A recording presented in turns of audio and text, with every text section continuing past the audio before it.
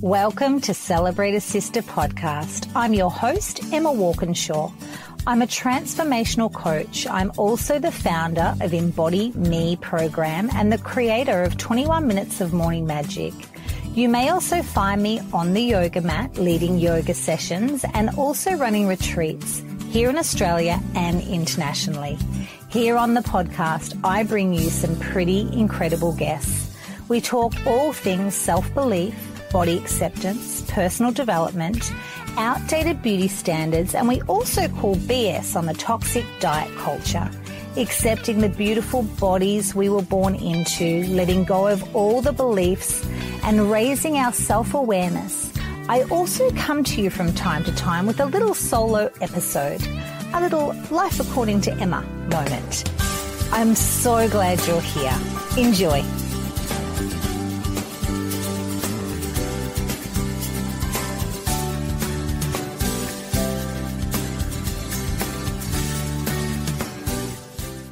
Hello and welcome to this week's episode of Celebrate a Sister podcast. I am your host, Emma Walkinshaw, and I am so happy you found me. I know right now you could be listening to many different podcasts, but the fact that we have connected on the checkerboard of life and here we are sitting having a conversation, although it feels one-sided because I am chatting to you, I absolutely love feedback. I love an email. Drop me an email. I love when I receive emails after a podcast episode because I like to hear your thoughts and feelings. And I also love your perspective because I often say we're all adding to the conversation. So today's topic, you may want to add to this conversation and give me your experience or your words, because also I love to chat to guests on the podcast about their experience. So the theme today is all about choosing a theme, a feeling, or a word for 2025. The question I want to ask straight up is, have you done that in the past? Has that been part of your New Year's process? I feel like it's an evolution on, a step forward from the good old days where we would set New Year's resolutions. Now we are, I like to think, a little bit more evolved and there is more intention put behind our new year. It's not a matter of, I want to lose the 5 kilos. How old is that one? Please tell me, or 10 kilos. That one is so outdated, it's not funny. And you know that my views, well, most of you who have listened to me know my views around diet culture and all that BS, that no more. Now it's more for me and the clients that I work with is wanting to live that intentional life. And today I'm going to share my own experience with choosing themes, a feeling, or a word. Now, when I say themes, feeling, or a word, because I often say it's great to have a theme, but if we can choose that theme to be a feeling, often we know what it takes to evoke that feeling in our life. And we also know when we're not feeling that, when we're feeling the opposite to it. So that can be a really great sensory experience in the body to actually feel what your theme is. So feeling it in your body. And often we will feel it in many different ways. We know when we're on track, and if you are quite in tune with your body, you know, which we all are because we cannot not be. And mostly the beautiful people who are listening to this podcast are most definitely, I'm preaching to the converter, but we know the feeling in our tummy, our heart, and our throat. That's usually when we'll feel it, and sometimes other places in the body. So yes, a feeling word for 2025 is a great guiding post. So I started this process of choosing a theme and a feeling. I want to say this will be my 4th year. So 3 years ago, I decided my theme for the year was visibility. And during that process of arriving at the feeling of being visible, because I knew what it was like to not want to be visible. And I had an experience in my late teens that had me make a decision in that moment that I wanted the earth to open up and swallow me. And I did not want to be seen. And even though I've gone on and look, I've ran businesses, I still run businesses now. My husband and I in town planning. I have this incredible community of women. I run retreats. So, from someone looking on the outside, I had a hair salon for many years, 5 years. I had a yoga studio for 4 years, and people would say, "Oh gosh, Emmy, but you are visible." But it was the feeling I felt. It was an uncomfortableness, and going back and realizing that I'd made a decision in my late teens when an experience had happened. And I had a real block around being visible and showing up and speaking. And now on a podcast, you go, "My goodness, Emma, you are visible," because you're actually putting a podcast out each week, and you do a post every day and you're on the story. So when I made that decision to be visible, though, it was very freeing and very healing for me. And there was a certainty in who I am. And also the part about visibility was often feeling like my body was not good enough or the right shape or the right size to be seen. My weight has my self-perception around my weight, my self-perception around my body had held me back around the visibility. So there was many, many layers to me choosing the theme of visibility for the year, and then going through a whole process. And just not so long ago, I want to say maybe 4 weeks ago, I sat with a dear friend of mine, and she reminded me the year that I chose around visibility. And she was acknowledging me and being her beautiful self and saying, "You did it. You chose." She goes, "I just remember that year because I came out quite loud and proud and said, my words, visibility." And it felt really scary to do that. So that was that year, visibility. And there's many layers to that story around perception of self, the decision I made in my late teens about not wanting to be visible, or just wanting the earth to open up and swallow me. And it was also mixed in with some trauma. So that was an interesting year, but a wonderful year to choose that. And it felt like I was being really brave choosing that. Then the year after, I couldn't land on one word. I landed on 2 words, and it was committed and consistent. And committed and consistent to me was the year that I wrote 365 Days of Morning Magic, the year that I showed up 3 days a week, consistently live in a Facebook group. And I still do now to this day, although we are on break until the 13th of January. So if you've not heard about my 365 Days of Morning Magic book or my 21 Minutes of Morning Magic Facebook group, where we gather, I go live early in the morning, 3 mornings a week, and we do 7 minutes of yoga, 7 minutes of meditation, and 7 minutes of fluidry, which is journaling. So that was the year, committed and consistent. I wrote the book. I wrote a theme for each morning, and I showed up 3 mornings a week. And there was a few other things that I'd pulled off in that year, because committed and consistent, the feeling of being committed and the feeling of being consistent became my anchor, because I knew that when I got to the end of the year, if I had not finished that book, or if I had not stayed with my morning practice, all of the other things would not have unfolded how they did. So that was a tremendous year. And of course, there was some ups and downs, but committed and consistent still to this day, and visibility. I feel like your words that you choose, they keep building on each other. So visibility is still very present in my life right now. That is still a feeling and a desire of mine. Being committed and consistent is still a feeling and a guiding post for me. And then coming to this year. Now, I'm going to be really, really honest about my word this year. And it has been, in terms of me integrating this feeling this year, and I'm wondering if you've ever chosen a word or a theme and perhaps wanted to change it halfway through the year, which, what are the rules? Of course you can. If you want to change your feeling halfway through the year. I didn't want to change it, but I must say it has been, the word is embody, Embody. And of course, my name's Emma, E-M, and then body. My work is all about being a body confidence coach. So the word embody, on some levels and layers, I've absolutely embodied and immersed myself in my work.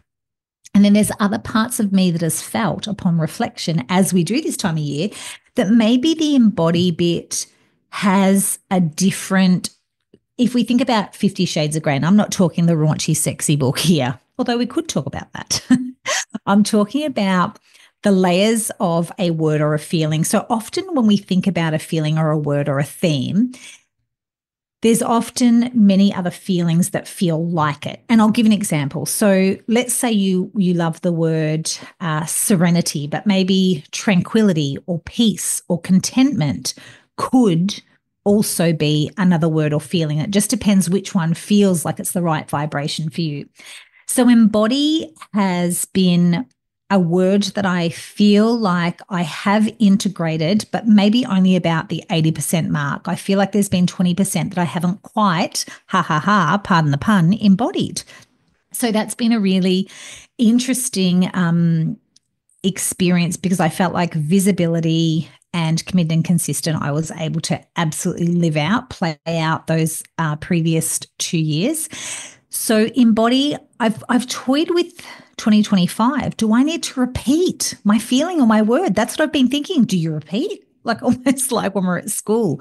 And if you didn't quite get there, you have to repeat. And I thought, no, I'm not repeating because I didn't fail. I had an experience with this feeling, theme, word, whatever we want to call it. So I am currently now, which I'll reveal in the next few weeks, I'm currently now in the process of uncovering the next evolution or the next embodiment of the word embody. And I worked yesterday with my kinesiology and we touched on it, and I'm rolling around in it. So when you think about yourself and your word for the year, what is it and how do you arrive there? So defining what a word means to you and feels like can be a bit of a process because there's lots of blanket words that we use out there. And it is really the work. It's the uncovering of you to find a word that feels really integrated in who and what you are. So reasons why I believe it's beneficial to have an anchor or to have a theme for the year. It serves as a compass, particularly when making decisions. It becomes a focus and an alignment for your year. Also, the spiritual connection, it aligns with your actions, with your higher self. So you've made an agreement with your higher self that this is going to be your focus and alignment for your soul for the year. And you both agree to it. Whatever your belief system is, I believe that we have a higher self, and I believe that we have some beautiful energies that support us, guides, and communicating to them. This is our word and theme for the year. So when I've got the wobbles and I'm shaky, you are going to remind me. You're going to send me a sign. Also, different examples of words. I was chatting to a client yesterday, actually, and she is toying with the word growth for 2025. So I said to her, maybe the question you can journal on is growth, the word for me. So does this opportunity, so thinking about 2025, thinking about my focus and alignment, a practical example to ask if your word is growth, you can ask, does this opportunity align with my growth? So thinking about when she has opportunities come up in business, asking yourself, does this opportunity align with my growth? Also, I love feeling into the whole manifestation of things and the energetic manifestation of choosing a word. So when we choose a word or a theme, it helps us embody the energy we wish to attract.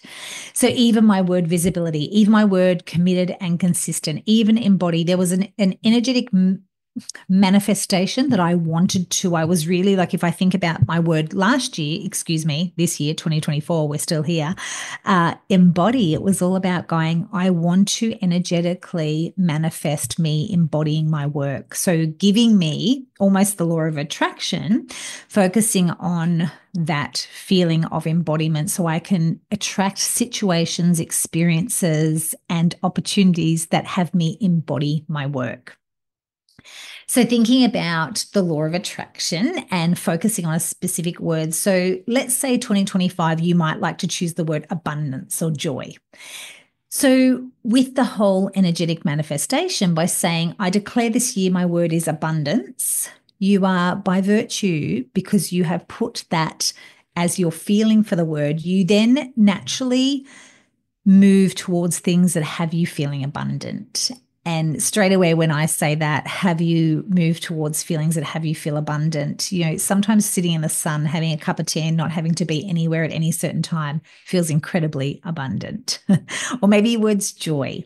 And then with this energetic manifestation, you are journaling and meditating each day on these themes, or always having it present in your journal. I think that's what I also love too. At the start of the year, most of us have a beautiful fresh journal for our morning practice, particularly in our 21 minutes of morning magic, and putting that, I've had the word embody everywhere in that journal this year. And last year it was committed and consistent. The year before, I also have, when everyone does, I'm about to run, that's the other thing I want to say to you. The other thing that I do is I facilitate this. I run a 1-day face-to-face retreat if you are on the Gold Coast. It's called Feel Alive in 2025. Last year it was Let's Soar in 2024, but this year it's Feel Alive in 2025. So come and meet with me in Coolangatta, a beautiful little southern suburb of the Gold Coast, where we gather and we actually go through a 1-day workshop and pop out the other side with our word or feeling. Or I do an online, for those of you who do not live on the Gold Coast, I do an online 2-hour workshop where, again, you come out the other end closer to your feeling word, if not with your feeling or theme for the year. And what I've done for the ladies the last few years is I create a little key tag that goes on your keys with your word for the year. So then every time you pick up your car keys or your house keys, there is your word. So currently right now on mine, I have visibility, I have committed and consistent, and I have embody. So building on those beautiful themes. So again, that energetic manifestation, reminding you each day, because it's all good and well to choose a theme, but then if you never think about it again, what was the point?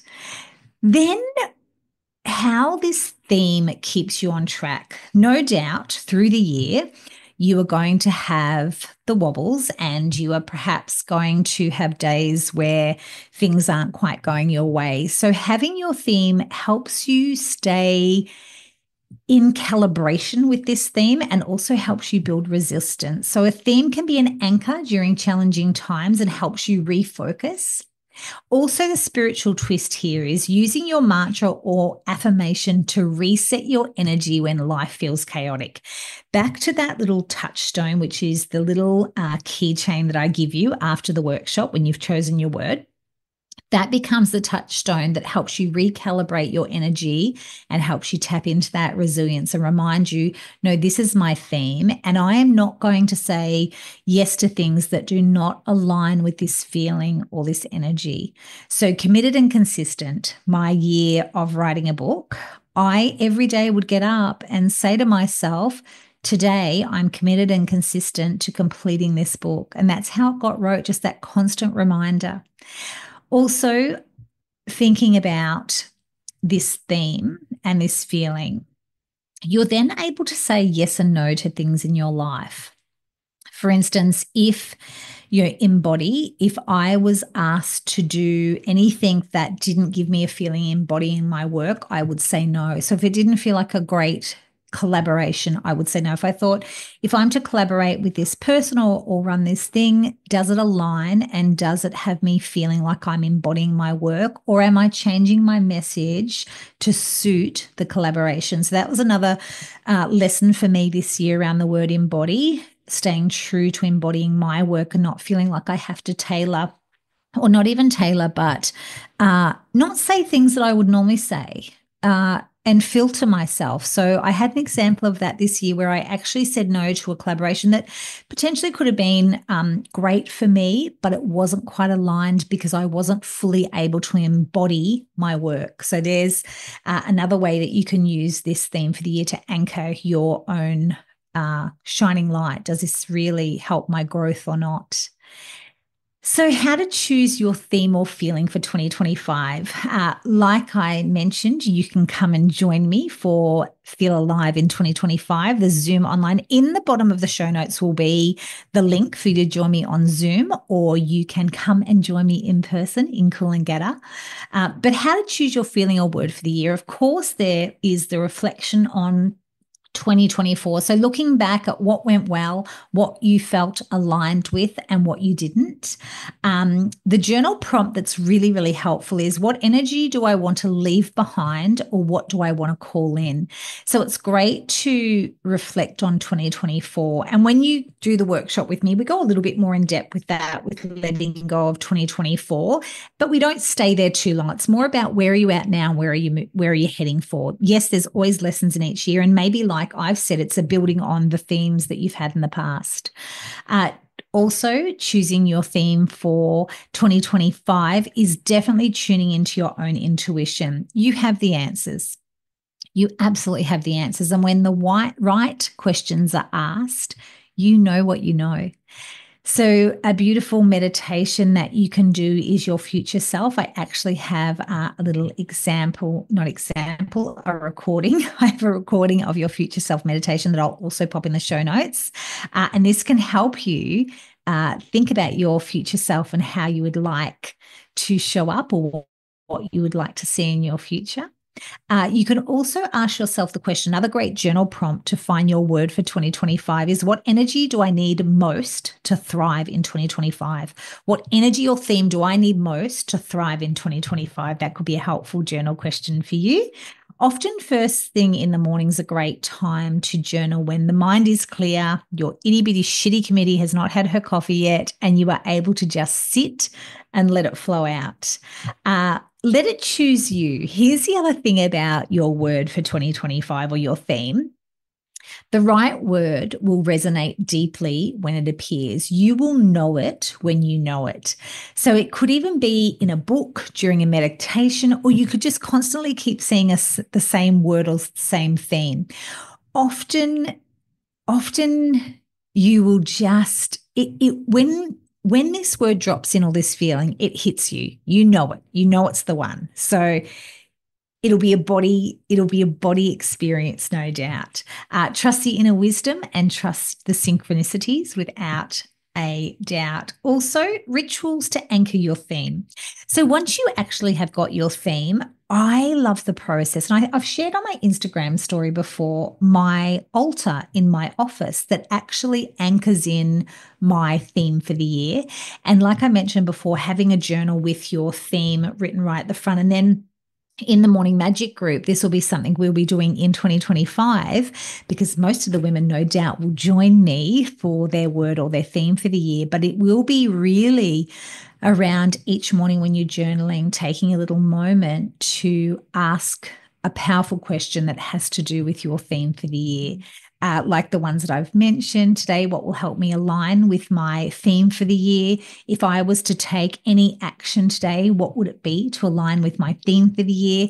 So we'll be really narrowing in and reinforcing our word for the year.